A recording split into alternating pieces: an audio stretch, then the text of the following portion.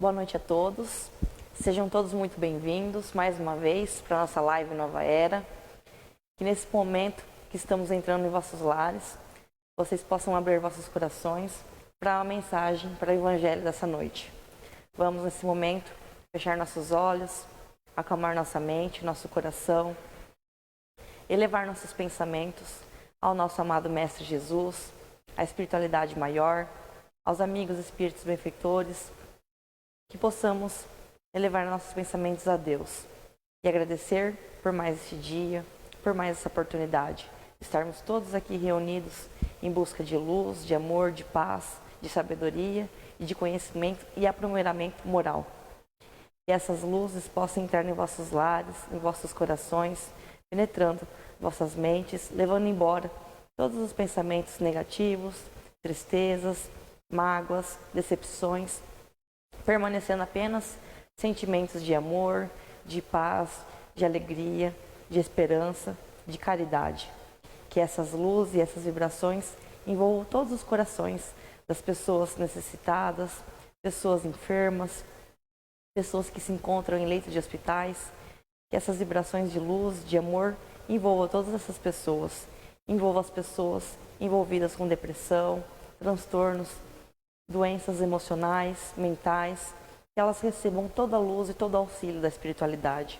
Que essas luzes e essas vibrações envolvam a todas as crianças, moradoras de rua, todos os moradores de rua, que todos recebam a sua luz, o seu amor, a sua paz. Que essas vibrações envolvam o coração de todos os políticos, todas as pessoas que estão regindo o nosso país, nosso planeta. Que essas vibrações envolvam todos os nossos lares. Que o nosso irmão Mauro receba todo o auxílio do seu mentor espiritual. Que assim seja.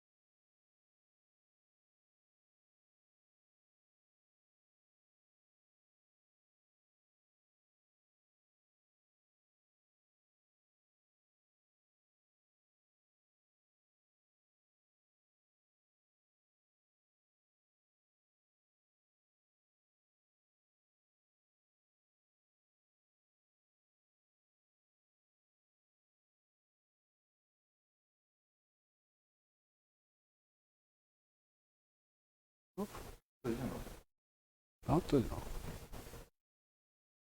Falha técnica, vamos lá.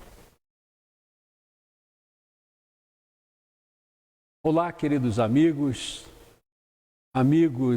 sejam todos muito bem-vindos ao nosso encontro do Evangelho de nossa casa. Sejam bem-vindos, irmãos espíritas, sejam bem-vindos, irmãos simpatizantes da doutrina espírita. Sejam bem-vindos, irmãos de outras religiões, que já têm sua religião definida, mas que nesse momento também queira conhecer um pouco da doutrina espírita. Que nesse momento de nossa união, possamos estar sobre as bênçãos de Jesus, nosso divino Mestre e Deus, nosso Pai maior, e que assim seja. Queridos amigos, o tema trazido para reflexão para o Evangelho fala-nos do capítulo 22 de Mateus, versículo de 15 a 22. Dai a César o que é de César. E esse capítulo está inserido no livro do Evangelho segundo o Espiritismo, no seu capítulo 5º, perdão, no seu capítulo 11º, item 5º. E é desse assunto que nós vamos tratar. Nesse versículo, iniciando no versículo 15 do Evangelho de Mateus, começa assim, que os fariseus se juntaram, né? Bolaram um plano para pegar Jesus. Para pegar Jesus em uma contradição, eles queriam, de alguma forma, pegar Jesus, né? Então os fariseus se encontraram, se reuniram e enviaram, então, os seus discípulos, seus aprendizes. E junto deles também foram os herodianos, o do partido de Herodes, a fim de pegar Jesus de alguma forma, né? Através das pregações de Jesus. Então eles disseram a Jesus: Mestre, sabeis que é verdadeiro, sabeis que ensina o caminho da verdade, sabeis que não se leva pela opinião das outras pessoas, que não julga as pessoas pela aparência. Então dizei-nos, mestre, qual é a sua opinião sobre esta questão? Devemos pagar o tributo ou impostos a César? E Jesus, reconhecendo a malícia daquelas pessoas, diz: hipócritas, por que me testais? Por que armais esta armadilha, né? Mas traga-me esta moeda que se paga o tributo. E Jesus, olhando, mostrando a moeda, e pergunta: de quem é essa figura, de quem é essa gravura na moeda? E eles responderam: é de César. Jesus disse: pois bem, dai a César o que é de César, e dai a Deus o que é de Deus. E eles então ficaram impressionados com a resposta de Jesus, admiraram a resposta e foram embora. Queridos amigos, é importante dizer, é uma passagem que todos nós conhecemos: dai a César o que é de César e dar a Deus o que é de Deus. É até muito usual, né? Nós usamos muito: dai a César o que é de César. Porém, vamos ver em que contexto ela foi usada. Naquele tempo, a Palestina vivia sob o domínio de Roma e era dividida em províncias, e ali se tratava da província da Judéia. E os romanos, eles não se preocupavam, eles não se intrometiam muito nas questões religiosas daquelas províncias. Eles permitiam que eles mesmos elegessem os seus dirigentes. Eles não se incomodavam com a religião que professavam aquelas pessoas, mas desde que eles seguissem as leis, as normas de Roma. E era dividido, podemos dizer polarizado. Havia os judeus dissidentes. Esses eram contra o pagamento de impostos a Roma. E havia os do partido de Herodes, que esses até concordavam com o pagamento dos impostos, porque era conveniente, eles tinham também suas vantagens, seus privilégios com os romanos. Então, aqueles dois povos, os dissidentes, os judeus dissidentes, e também os do partido de Herodes, que na verdade eles não gostavam uns dos outros, tinham opiniões diferentes, mas se reuniram a fim de testar Jesus, de armar uma cilada para Jesus. E de acordo com a resposta de Jesus, implicaria com o problema, seja com os judeus ou seja com os romanos. Onde primeiro eles chegam e bajulam Jesus, falando: mestre, sabeis que pregas a verdade, que você prega o caminho que leva a Deus. Elogiando Jesus, como se Jesus ia aceitar aquela vaidade, aquela bajulação. Jesus logo, claro, percebe. E ele joga uma questão que naquela época era um problema já muito discutido, que o povo judeu era revoltado em pagar tributos a Roma, a César. E de acordo com a resposta de Jesus, ele implicaria com um lado ou com o outro. Se Jesus dissesse que deveria pagar os tributos a Roma, os impostos a Roma, ele estaria entrando em desacordo com os judeus. Se por outro lado ele diz que não deveria pagar, ele provavelmente seria até preso por estar contra as normas, as leis de Roma. E Jesus, então, sabiamente, Jesus tinha isso, né? Essa sacada, essa inteligência, essa rapidez. Jesus responde de uma forma brilhante. Traga-me a peça de moeda que está cunhado aqui. De quem é essa gravura? De quem é essa inscrição? Eles mesmos respondem, é de César. Pois bem, dê a César o que é de César. Se olharmos no Evangelho de Marcos, ele vai mais além. No Evangelho de Marcos diz assim, nesse versículo, devemos pagar sim ou não? Pagamos ou não pagamos? É como se deixasse Jesus por uma resposta sim ou não, pago ou não pago, faço ou não faço. E Jesus sabiamente responde, dê a César o que é de César, dê a Deus o que é de Deus. Queridos amigos, se olhássemos apenas por essa narrativa evangélica, mas ela não se restringe somente àquele momento restrito da resposta de Jesus para com os judeus. Ela tem um ensinamento que vai além daquele momento que se tratava aquela situação particular. Jesus usa uma referência de César para o lado material. E Jesus nos fala do equilíbrio das forças entre o material e o espiritual. Jesus também nos convida que temos responsabilidade também com a parte material. Quando ele diz, dê a César o que é de César. Dê ao material o que é devido ao material, o que é justo ao material. E dê a Deus o que é de Deus. Quantas vezes nós vivemos nesse desequilíbrio, sem saber se nós vamos mais para o lado material ou mais para o lado espiritual. Mas certamente o lado material é mais atrativo, que começa a nos consumir pouco a pouco, fazendo com que a nossa balança de nossa vida penda toda para o lado material. Seja os nossos compromissos, e nós temos tantos e parece que os nossos compromissos vão aumentando e vamos deixando a parte espiritual de lado.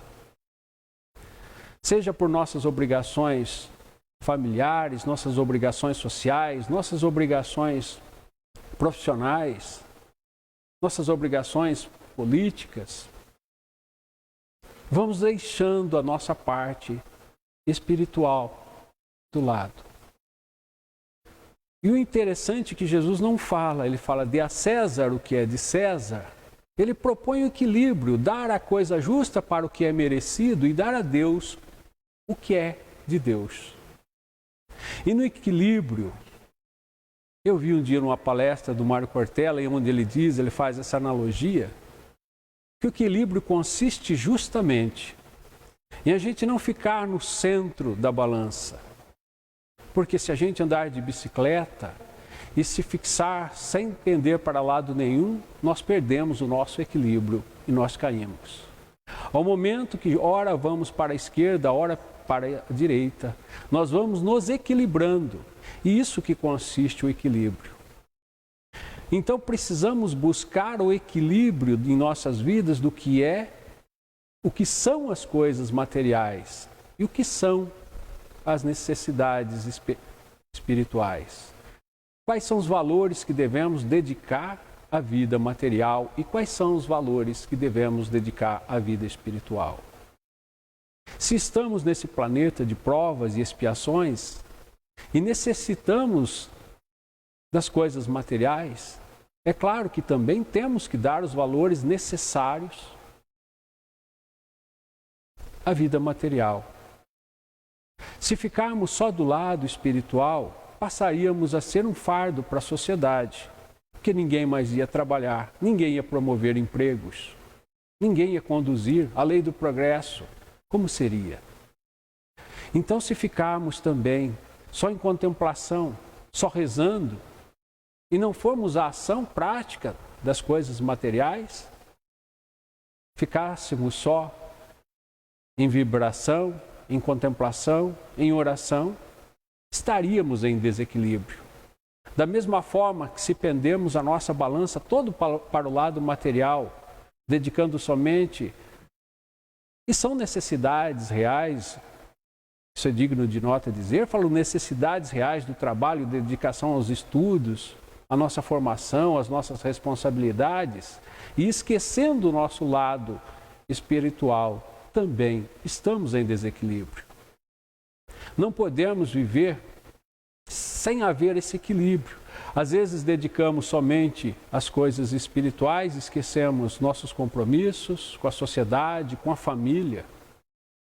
Então não basta a gente ficar dentro da casa espírita o tempo todo, como não basta ficar na igreja o tempo todo, como não basta ficar nos templos o tempo todo, deixando as nossas obrigações materiais tão necessárias, como também não dá para fazer o contrário. Mas a questão é que nós vamos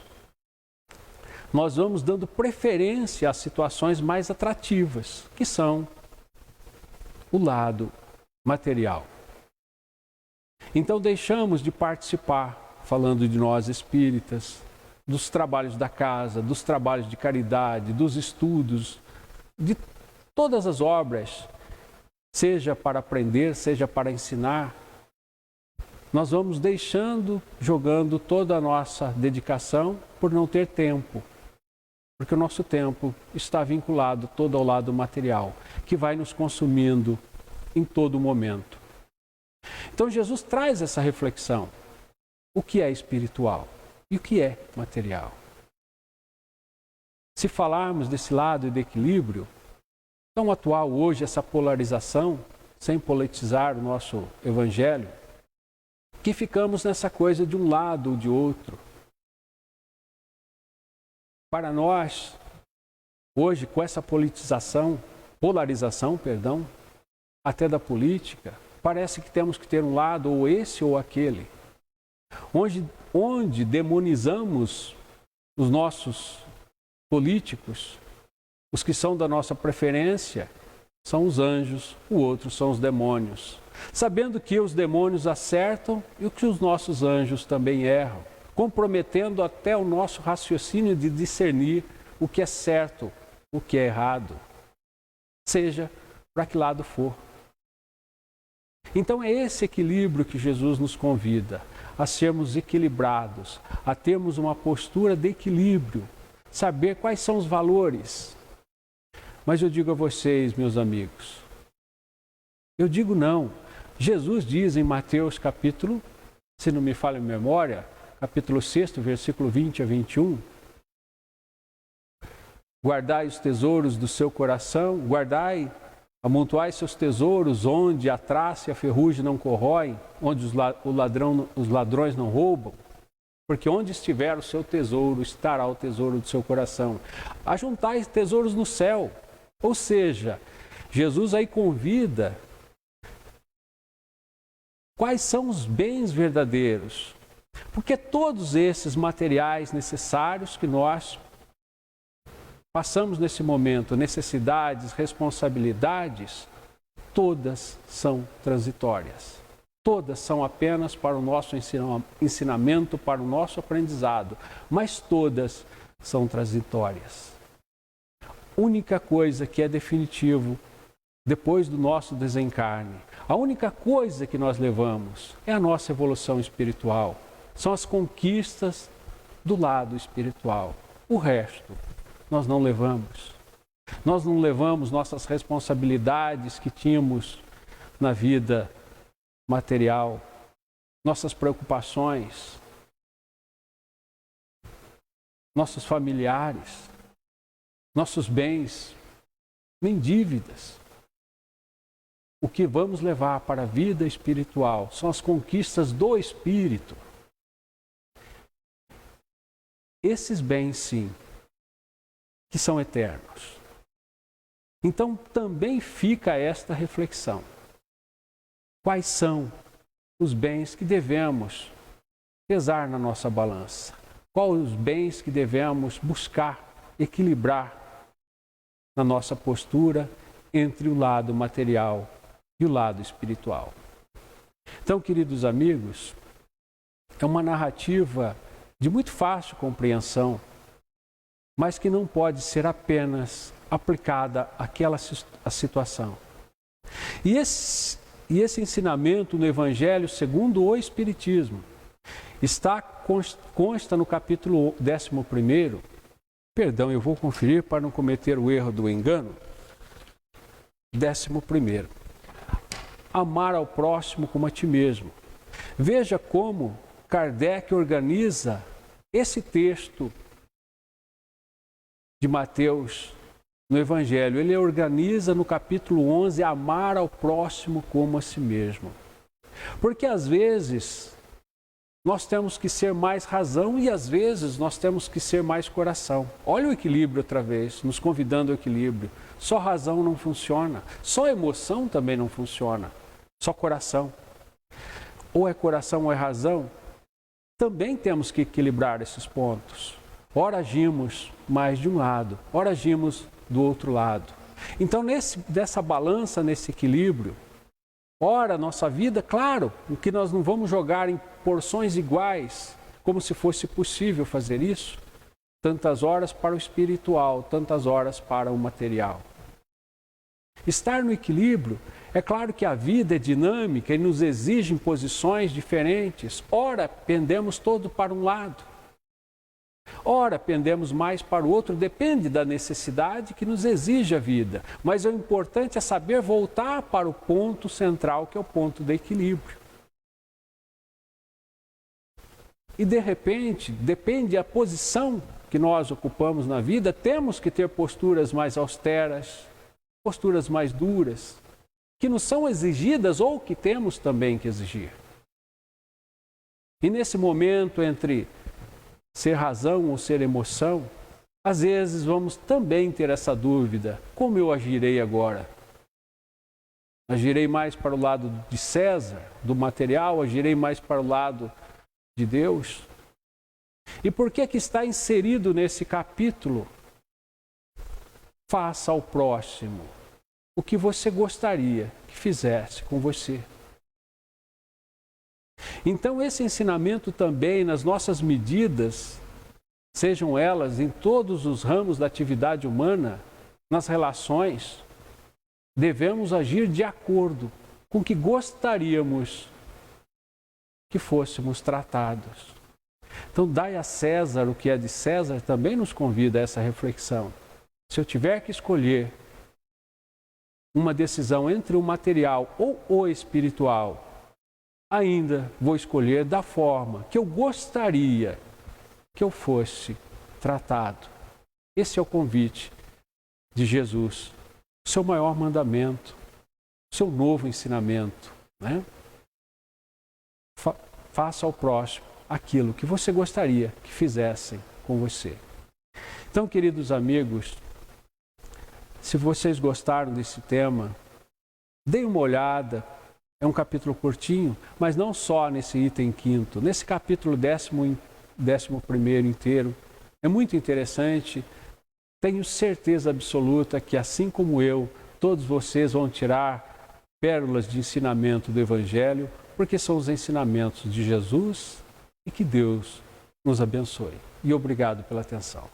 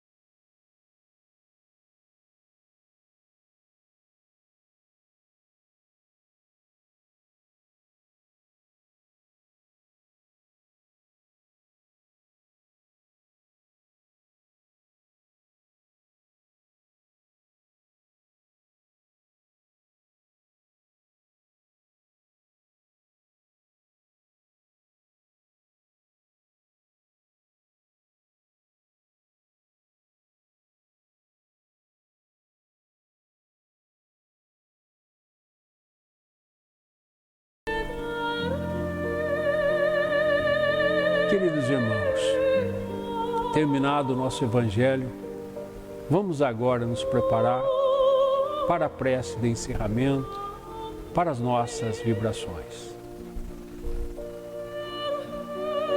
Vamos todos, irmãos, unir em um só pensamento, em uma só corrente, e agradecer a Deus, nosso Pai, as bênçãos da vida, as bênçãos de estarmos mais uma vez aqui, juntos, unidos pela nossa vibração. Agradecer a Deus todas as bênçãos, toda a proteção, todas as intuições, tudo de bom que nos é dirigido.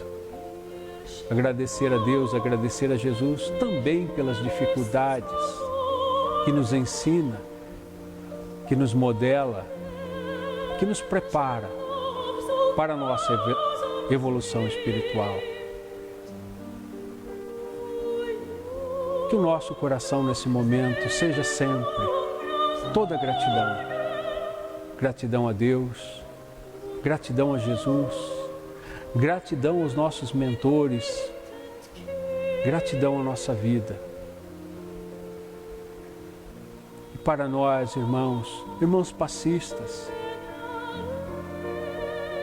coloquemos agora as nossas vibrações unidas, para que juntos, como se o nosso assistido estivesse sentado na cadeira à nossa frente e pudéssemos erguer as nossas mãos e doar os nossos passes, as nossas energias maravilhosas,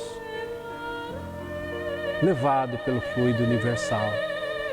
Que o nosso passe possa alcançar a todos os necessitados, a todas as pessoas que necessitam de um bálsamo, de um alívio, de esperança. Que eles possam sentir de nós nesse momento as melhores vibrações. Vibrações de amor, vibrações de carinho, vibrações de afago, vibrações de restauração e vibrações de equilíbrio espiritual. Que as nossas melhores vibrações possam também chegar a irmãos desencarnados que também necessitam de nossas vibrações, que possam ser aproveitadas nesse momento.